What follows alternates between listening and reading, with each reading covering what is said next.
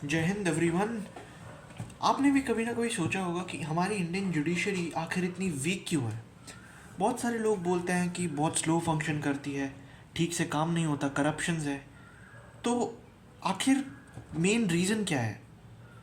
तो सच्चाई तो यह है कि दोस्तों, कोई मेन रीज़न नहीं है। बहुत सारे रीज़न्स हैं जिसकी वजह से हमारी इंडियन जुडिशरी आज बहुत स्लो है। उसके डिसीजंस बहुत ज़्यादा लेट आते हैं, बहुत ज़्यादा पेंडिंग केसेस हैं, एज वेल एज बहुत ज़्यादा लोगों को जस्टिस तक नहीं मिलता।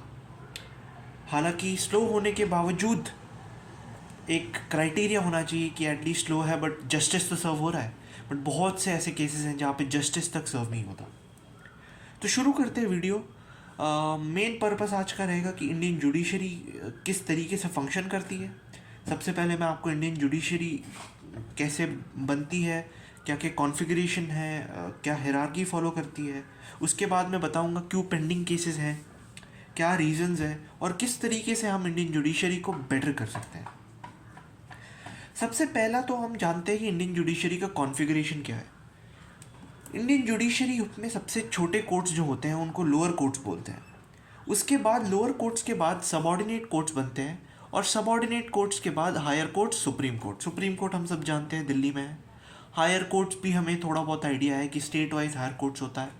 और लोअर कोर्ट्स और सबऑर्डिनेट कोर्ट्स को हम ये समझ लेते हैं कि काइंड ऑफ एक स्टेट में ही होता है, विच इज़ राइट। सबसे पहले बात करते हैं लोअर कोर्ट्स की। तो लोअर कोर्ट्स में भी 3 टाइप्स के कोर्ट्स होते हैं और अगर ब्रॉडली क्लासिफाई करें तो 2 टाइप्स के ही होते हैं। पहले टाइप में आते हैं कि courts of small causes and Munsif courts. In courts में बेसिकली छोटे मोटे जुरिस्डिक्शन से रिलेटेड बहुत छोटे वैल्यू मतलब छोटे लेवल पे केसेस होते हैं जो नॉर्मली सुलझाए जा सकते हैं, ज़्यादा डेप्थ में घुसने की ज़रूरत जिसमें नहीं है। वो सारे केसेस यहाँ पे होते हैं, मुनसिफ कोर्ट और कोर्ट ऑफ स्मॉल कॉजेज।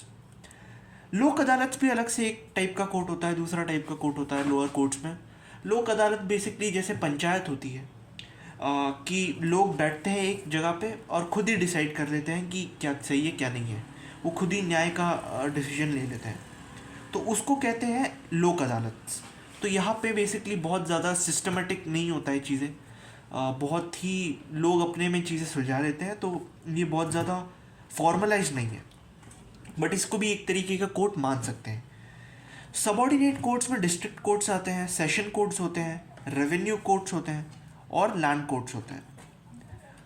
तो बेसिकली रेवेन्यू कोर्ट्स में जो डिस्ट्रिक्ट कोर्ट्स होते हैं उसमें सिविल लॉज जो होते हैं, जो राइट्स होते हैं, उनके लिए आप जाके वहाँ पे डिस्ट्रिक्ट कोर्ट में कंप्लेंट फाइल कर सकते हैं। सेशन कोर्ट्स में क्रिमिनल कोर्ट्स केसेस इन्वॉल्व होते हैं, जैसे कोई क्राइम हो गया, किसी का मर्डर हो गया या फिर कुछ भी हो सकता है।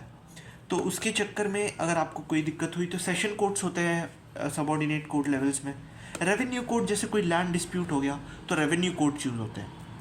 उसके बाद अगर सपोज आप लोअर कोर्ट्स में भी केस चले गया सबऑर्डिनेट कोर्ट से होते हुए, फिर आप आगे जाते हैं हायर कोर्ट्स में, जो कि स्टेट लेवल कोर्ट होता है। यहाँ पे बहुत ज़्यादा फॉर्मलाइज्ड होती हैं चीज़ें, बहुत ज़्यादा अरेंज्ड होती है और साथ ही साथ डिसीजन फास्ट तो नहीं कहूँगा पर एटलीस्ट आता तो है। और उसके बाद सुप्रीम कोर्ट आता है जो इंडिया का सबसे बड़ा कोर्ट है, मेन कोर्ट है। इसके ऊपर आप जस्टिस के लिए नहीं जा सकते हैं, ये आपको फॉर श्योरिटी है। ऐसा माना जाता है कि यहाँ पे तो आपको जस्टिस मिल ही जाएगा अगर ये आपको यहाँ तीनों में नहीं मिला तो इतने सारे केसेस के बाद हम जानते हैं कि ये हमें समझ आ गया कि हायरार्की क्या है, किस तरीके से कोर्ट फंक्शन करते हैं। अब अगर हम जाएंगे, इतने पेंडिंग केसेस क्यों है भाई, क्यों इतने सारे केसेस पेंडिंग है? आपको अगर एक अंदाज़ा दिया जाए तो as of 2026 5.5 crore pending cases are there. और फैक्ट की बात तो ये कि इन 5.5 करोड़ केसेस में से डिस्ट्रिक्ट एंड सबऑर्डिनेट कोर्ट्स में 85% केसेस पेंडिंग है। और अगर मैं आपको थोड़ा डिफरेंशिएट करने के लिए एक एग्जांपल दूँ, एनालॉजी दूँ, तो यूएसए में है टोटल 2 से 3 मिलियन केसेस पेंडिंग। तो आप समझ सकते हैं कितना ह्यूज डिफरेंस है।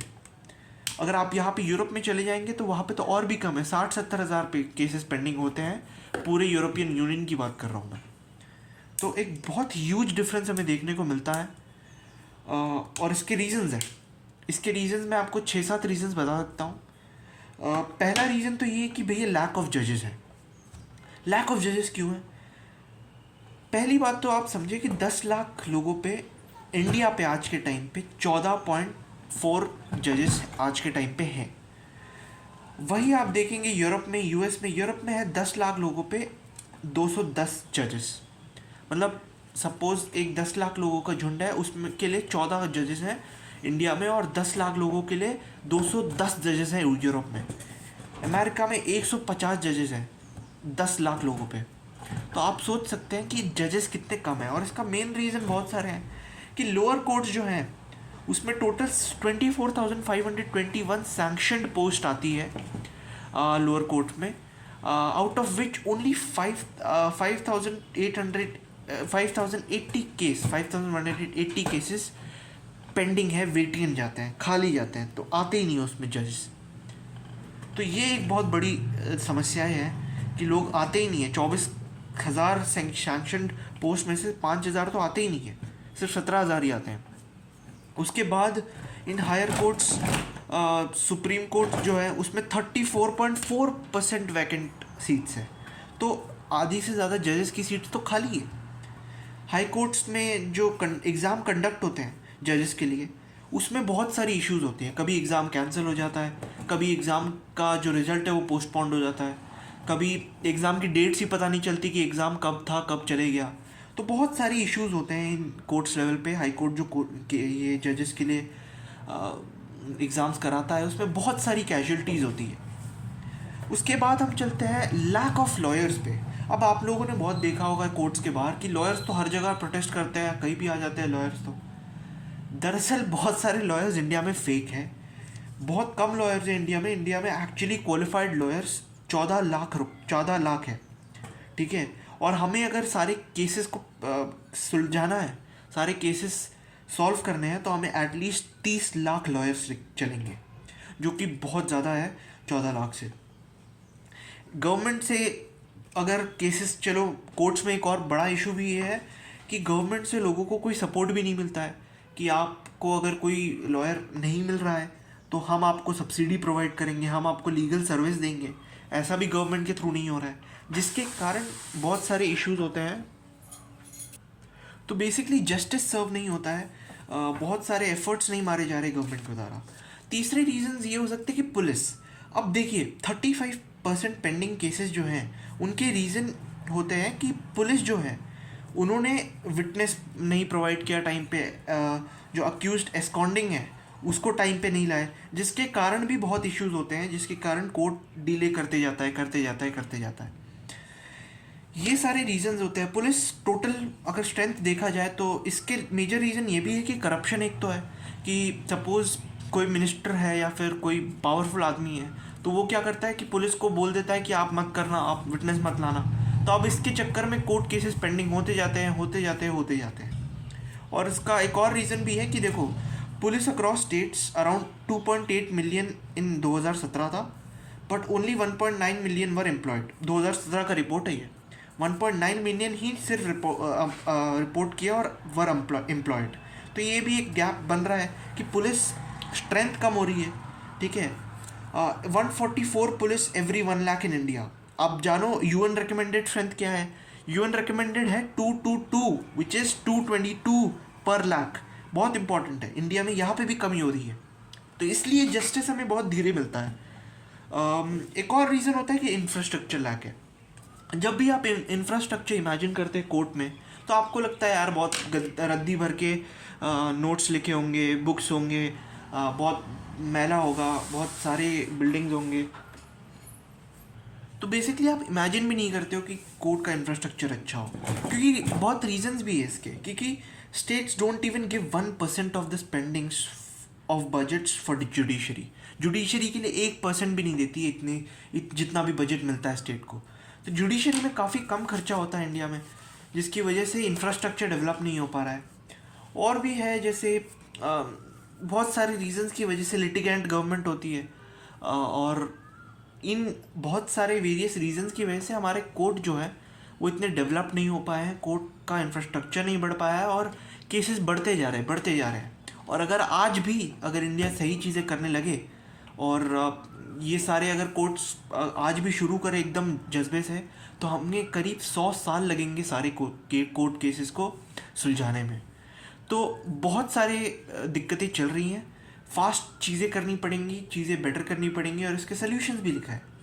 जजेस शुड बी इंक्रीज्ड, जो एग्ज़ाम्स होते हैं उसको स्ट्रिक्टली मॉनिटर करना चाहिए एजुकेशन मिनिस्टर्स को, जो एजुकेशन मिनिस्ट्री है उसको बहुत अच्छे से मॉनिटर करना चाहिए।